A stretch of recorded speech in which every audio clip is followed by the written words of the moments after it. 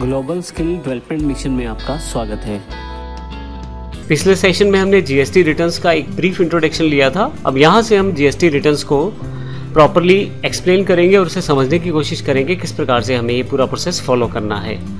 सबसे पहले एक छोटा सा इंट्रोडक्शन दोबारा, जीएसटीआर 1, जीएसटीआर 2 और जीएसटीआर 3 ये तीनों रिटर्न्स हमें मंथली फाइल करनी है और हर महीने इन रिटर्न्स को हमें फाइल करना है।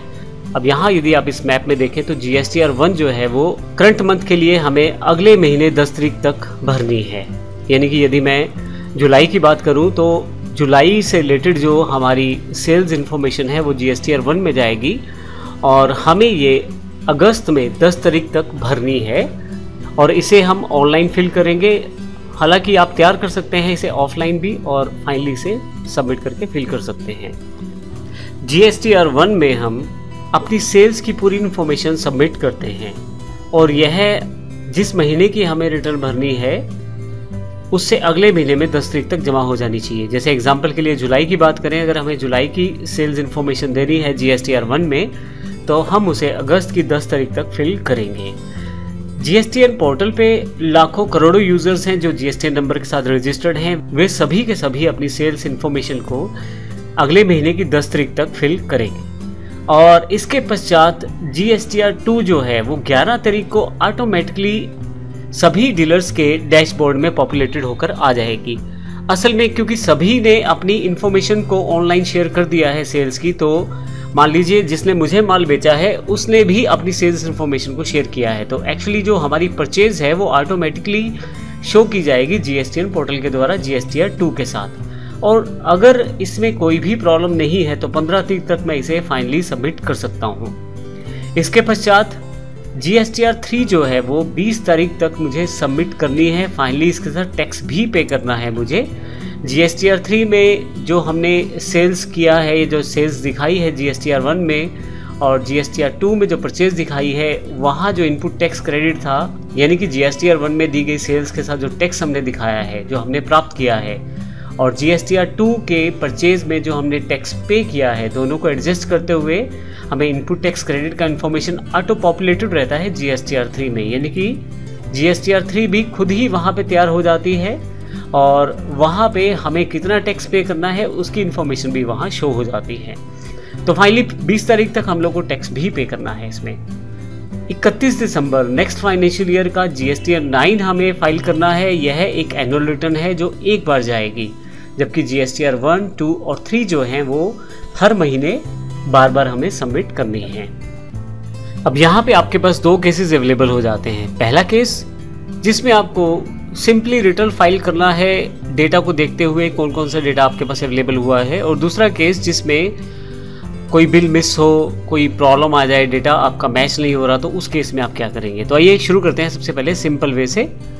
जीएसटी रिटर्न में अब यहाँ पे जैसे हमने पिछले एग्जाम्पल में बताया कि 3 रिटर्न्स हमें फाइल करनी है हर महीने, तो हमें पहले इसको क्लियर करना है कम्प्लीटली। अब मान लीजिए पहले हमने जीएसटीआर 1 भर दी 10 तारीख को, अपनी सेल्स जो है उसके रिगार्डिंग हमने पूरी इन्फॉर्मेशन फिलअप कर दी और सबमिट कर दी रिटर्न जीएसटीआर 1 10 तारीख के पास। 11 तारीख को क्योंकि सभी डीलर्स अपनी सेल्स को ऑनलाइन कर चुके हैं तो हमारे पास ऑटोमेटिकली एक जीएसटीआर 2A एक रिपोर्ट जनरेट हो जाएगी। असल में एक रिटर्न जनरेट हो जाएगी जो परचेज से रिलेटेड है, क्योंकि जिससे हमने परचेज किया है उसने हमें सेल किया है और उसने अपनी सेल्स को ऑनलाइन चढ़ाया है।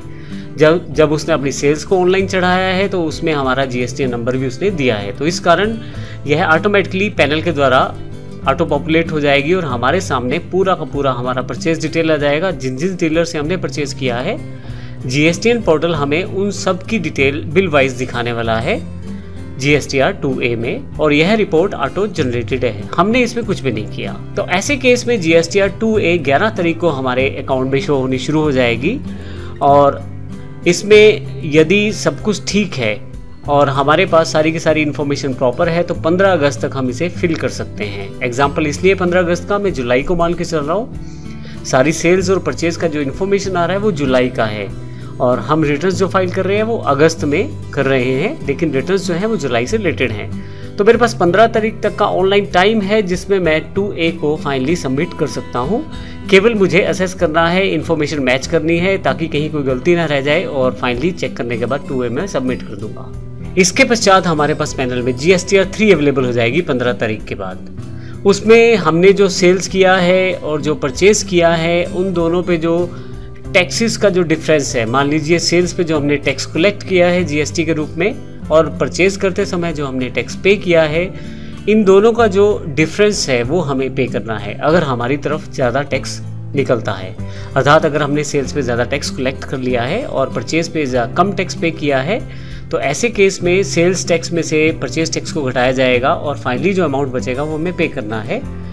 यह रिटर्न ऑटोमेटिकली GSTR 3 में शो की जाएगी। अर्थात जो टैक्सेस का पूरा इन्फॉर्मेशन है वो GSTR 3 में आपको अवेलेबल हो जाएगा।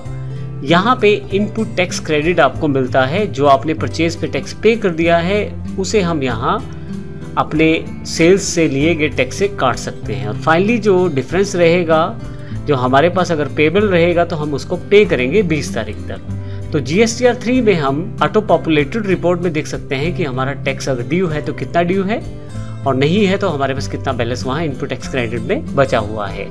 तो 20 अगस्त तक फाइनली हमें अगर पेबल टैक्स है तो वो सबमिट करना है, पे करना है। ये पहला केस है जिसमें हमें कहीं भी कोई प्रॉब्लम नहीं है। 1, 2 और 3 स्टेप्स में मेरा रिटर्न फाइल हो जाएगा अगस्त में, जो कि जुलाई महीने से रिलेटेड